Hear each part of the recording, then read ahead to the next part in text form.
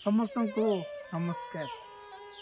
आपण मैंने जानते कंधमाल जिलार ओडिशा प्रसिद्ध कलिंगा घाटी किछि दिन तले भूस्खलन होइतिला, जहाँफल गंजाम एवं कंधमाल जिला को संयोग करुवा 157 नंबर जातीय राजपथ संपूर्ण भाव में विच्छिन्न हो जाइछि एवं गाड़ी चलाचल मध्य संपूर्ण ठप होइछि, जहाँफल अंचलवासी बहुत असुविधार सम्मुखीन होउछन्ति।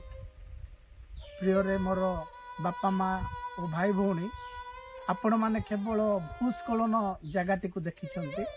आज आम कलिंगा घाटी पूर्त विभाग आरंभ कलिंगा घाटी में भूस्खलन होइथिबा जगह पर्यंत आपण मानकु नहीं जीवो।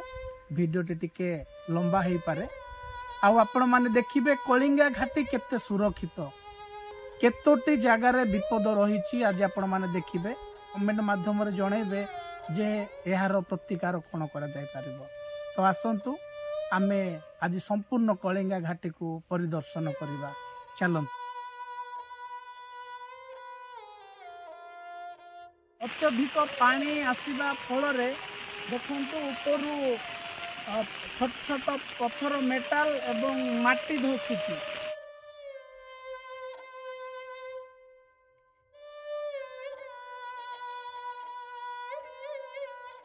प्रति गछ देखिए ए रास्ता साइड रे गछ गुड़ाक अच्छी सब गछर चेर गुड़ाक माटी खसी जाइछि।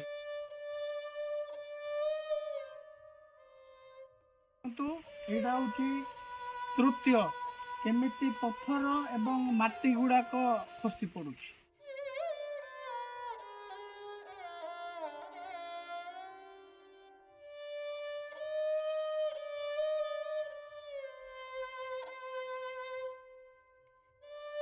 जो काम होईची आपण माने जानुछंती बहुत सुंदर काम।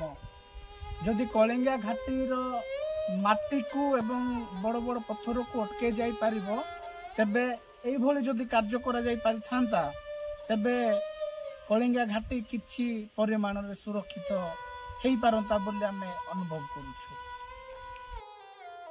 एटा होउची चतुर्थ जगह जोटा कि एठी मध्य माटी एवं छोट छोट पत्थर खसी।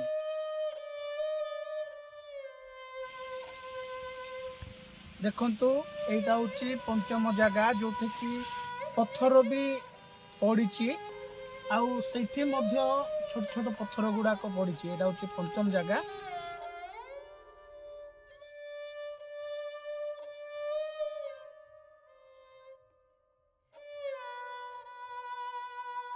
षष्ठ जगह जोटा कि ऊपर गुड़ी मेटाल गुड़ा को देखुंत पत्थर गुड़ाक खसी। एटा होती षष्ठ जगह।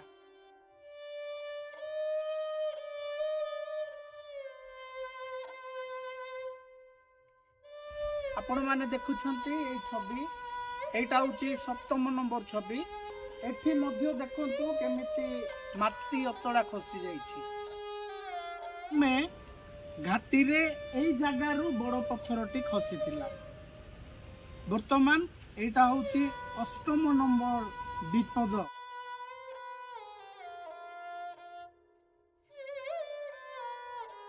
एटा भी संपूर्ण विपदपूर्ण। एटा होची अणसारिया रास्ताटी। जदि एटा भूस्खलन हुए तबे वर्तमान जेपरि भूस्खलन हेकि लोके हैरान होउचंती सेई भली अवस्था रे पुणी थरे आमे आसीबा पड़िबो। देखंतु सेटा होची दशम स्थान। आमे रास्तार एपट अछु आरो पटे रास्तार देखंतु सेटा काहार एक्चुअली नजर भी नाही। घाटीर तळे ऊपर अछि रास्ता। घाटीर तळे केमिति भूस्खलन हेछि आपण माने देखंतु। एटा होची 11 नंबर भूस्खलनर संकेत। आपण माने देखंतु केमिति माटी एवं पत्थर धसी जाइछि।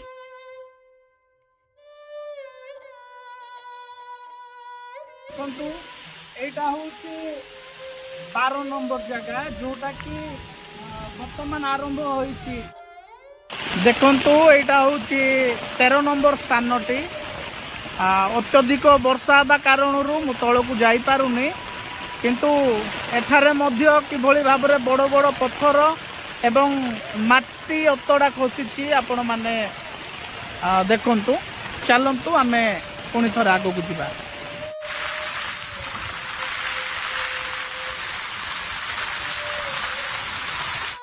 14 नंबर जगह आपण मैंने देखु कि भाव माटी अतड़ा एवं पत्थर खंड खसी आपण मैंने देखु चलतु आम आग को जा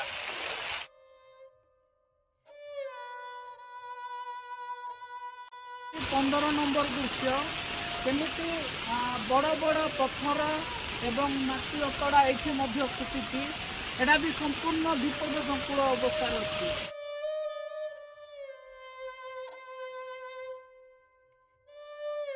एटा हूँ 16 नंबर जगह केमिति एठी मध्य पत्थर एवं माटी अतड़ा खसी